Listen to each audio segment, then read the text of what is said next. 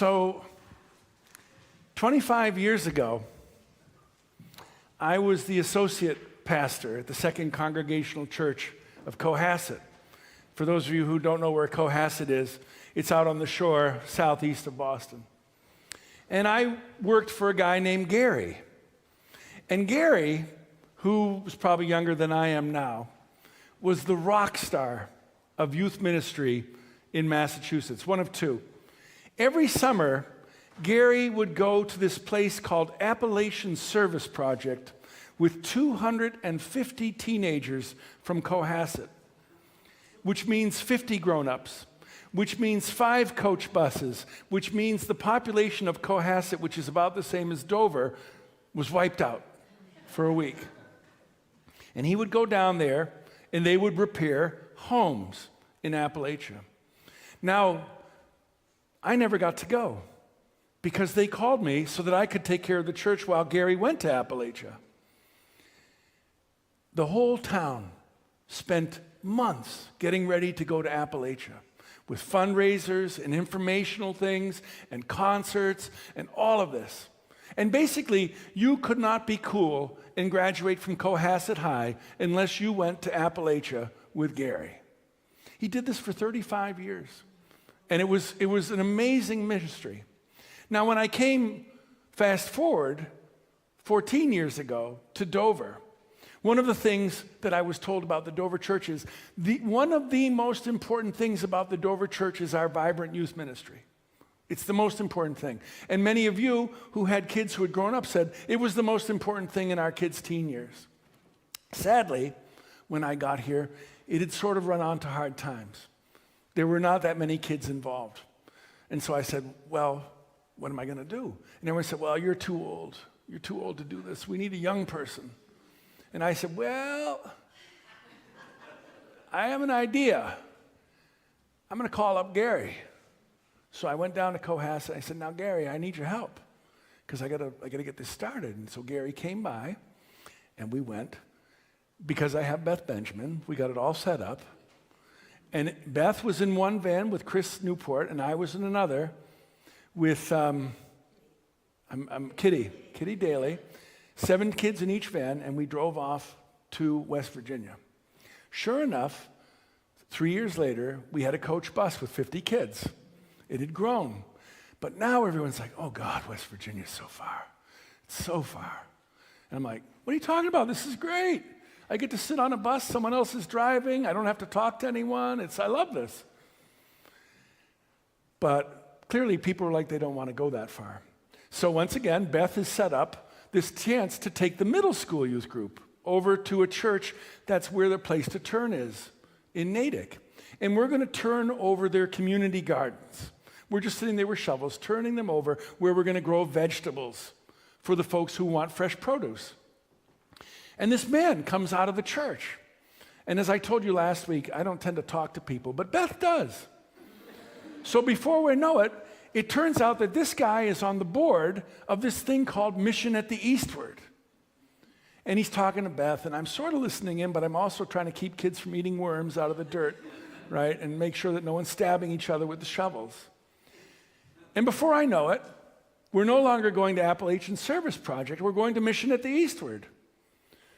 So maybe 4 vans, same deal. We drive up to Farmington, Maine, and we discover, oh, it is just like Appalachian Service Project, except in Appalachian Service Project, we slept on the floor of a church. There was one bathroom for about 90 people. It was about 95 degrees, and the kitchen help at the church where we slept were terrible cooks. But now we were sleeping in dormitories at the University of Maine in Farmington and eating in the cafeteria and eating Gifford's ice cream and drinking really good coffee. And life was good. You have these plans, right? We're going to go to Appalachian Service Project, and I'm going to become the next Gary. And we're going to have all of Dover-Sherburne High School come off to West Virginia with Max. It's going to be great. And then you meet a guy while you're trying to keep kids eating from worms. And he says, go to Maine. And sure enough, now we partner with Mission at the Eastward. I have Chris DeLisle here to talk to you. He's the brand new director. He came on during COVID and then was exposed to COVID, so he didn't even get to do anything right away. He was in quarantine. But churches come up with plans. Churches either have no plan or a lot of plans. But in fact, God has a plan. And you need to be open to those moments when a guy comes wandering out into the garden and starts talking to you. Just like Paul ran into Lydia. And she said, please, come stay with us. And if you continue on in the book of Acts, a whole new mission opportunity opened up. I'm not saying that Mission at the Eastward and the Dover Church is going to be together for the next 900 years, world without end, amen. But we are in partnership, and it started heading in the exact opposite direction, West Virginia. And now we're going this way. Tonight we're going to have a coffee house, and in a month, is it less than a month? 58 kids, 16 teenagers, 8 vans, off to Maine to repair homes. So I'd like you to welcome Chris DeLisle, who's the executive director. He drove all the way down from Wells this morning, where his sister lives, but he's come from Farmington, and he has to go back because they're doing assessments of sites. He and a few other people are going around and visiting people's homes to see who gets to get their house fixed. And just so you know, and I don't know if you're going to go into this, and I'm sorry if you are, it's a hard choice because everyone needs something. But the question is the roof more important than the floor? Or the plumbing more important than the electricity? We had a job one year where a kid had not been out of her house since she was a little kid because she was wheelchair bound and they didn't have a ramp. So when the ramp was installed, she was able to go to her doctor's appointments without her parents having to carry her out of the house for the first time in her life. So, Chris. And we have some slides that he brought with him, so you can see non-Dover people do mate too. Oh, yeah. This is the tricky part, Chris. As soon as you've seen that green light, oops. Can you all hear me? All right. There you go. It's funny how that works. It feels like it's on the cheek, but it's coming in pretty good. And let me first start off by saying, back in Maine, I go to a Catholic church, and I really like how you guys go all in on that peace be with you. It's real refreshing to see. Back home, it's just like a quick peace be with you. You guys really go all out. So a little bit about MATE. So MATE was started in 1954 by the Presbytery of Northern New England with the point of strengthening and planting churches, supporting pastors, and ministering to the congregations and people in Maine. Like Max said, over time, we just kind of changed what we offered to the public to better meet the needs of the people. And we eventually became our own nonprofit in 2020, offering a group of outreach programs that serve the people in rural central western Maine. We currently offer 3 programs to the public, which is our MATE housing ministry, established in 1979, which is what you folks at Dover come up and help us with. That point is volunteer home repairs that ensure our neighbors are able to stay in warm, healthy, and safe environments, which they otherwise wouldn't be able to afford or conduct on their own. We also offer transitional housing, which was established in 2022 to provide a temporary home to the community members experiencing housing insecurity and homelessness to kind of allow them a chance to get back on their feet with a shelter over their head and avoid falling into the cycle of homelessness. And then we have MATE Youth Connection, which was established in 2020, which is a welcoming, open community youth group that seeks to enrich the lives of youth and steward the next generation of leaders in the community. So getting back into the meat of our service, which is the MATE housing ministry. Again, it meets the basic need for shelter by providing volunteer home repairs for the elderly and those experiencing economic hardships. The work we conduct varies, but some of the projects we work on include fixing decaying roofs, walls, floors, building ramps, decks, stairs, replacing windows, doors, winterizing homes, and we're even conducting a complete mobile home rebuild. Oftentimes, the homeowners that we assist in this area don't qualify for the aid they need, and MATE touches a niche because we use all volunteer labor, so we don't have to comply with the standards that they don't qualify for to get the aid they need. 85% of the homeowners that we partner with have an income of less than $20,000 a year, which falls below the federal poverty guideline for a family of 3 or more. A lot of the households we serve that have 2 or 1 person households fall well below that as well. Most of these people are dealing with the devastating effects of unemployment, addiction, family unrest, lack of health care, and food and housing insecurity, which leaves youth and children vulnerable. And then COVID, like the rest of the world, had a drastic impact on our operations, where we plummeted to about 30 volunteers in 2020. Last year, in 2021, we had about 120, and then last year we had 220. This year, thanks be to God, we're expecting to have over 350 volunteers again for the first time since COVID, which means that we'll be able to help more members of the community just be able to stay in their homes and avoid falling into the devastating cycle of homelessness. Volunteers, like Max said, come from church groups from around the East Coast, but all the way out as far as California as well. We had a couple come. The experience is really great in Farmington, and most volunteers always say that they get more than they give from the experience. I started last August 1st, right at the tail end of our housing ministry volunteer season, and did a lot of stops for the couple weeks and when I wasn't quarantined, stopping in, and it's just really incredible to see the impact that this work has on the volunteers, the homeowners as well, of coming together and really getting to know each other. A lot of these homes we work on, like Max said, I just came up from this region on vacation, but it's rural Appalachia. And this area of Maine doesn't really get the attention of certain Appalachian projects, because a lot of people think of Maine as, Kennebunk, Bar Harbor, the nice coastal towns, or all the different lakes and the cottages and camps on the lakes.